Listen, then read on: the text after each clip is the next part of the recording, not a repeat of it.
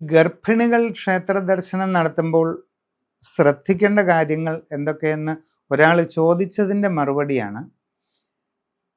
നമ്മൾ ഒരു 4 മാസമൊക്കെ ആകുന്നതിന് മുമ്പാണ് ക്ഷേത്ര ദർശനം പതിവുള്ളത്. അത് കഴിഞ്ഞാൽ പതിവില്ല. അതാണ് ആദ്യമായിട്ട് ശ്രദ്ധിക്കേണ്ട. 1-മത്തെയോ 2-മത്തെയോ 3-മത്തെയോ മാസത്തിൽ ദർശനം നടത്താം. പിന്നെ അങ്ങനെ പതിവില്ല. ചിലർ 4-ാം മാസത്തിലും ദർശനം നടത്താറുണ്ട്. ക്ലേശിച്ചുള്ള ആചാരങ്ങൾക്ക് അവിടെ ശ്രമിക്കണ്ട.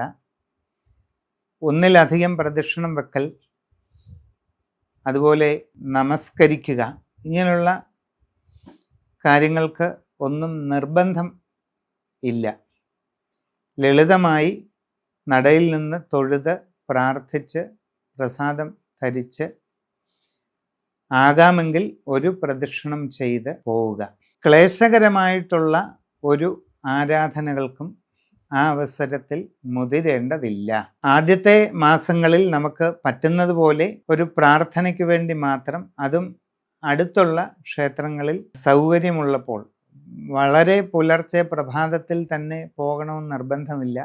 സന്ധ്യാസമയത്ത് ദീപാരാധനയ്ക്കുമാകാം പോയി തൊഴുത് ലളിതമായി ദർശനം നടത്തി പ്രാർത്ഥിച്ച് വരിക എന്നുള്ള കാര്യം മാത്രം ശ്രദ്ധിച്ചാൽ മതിയാകും.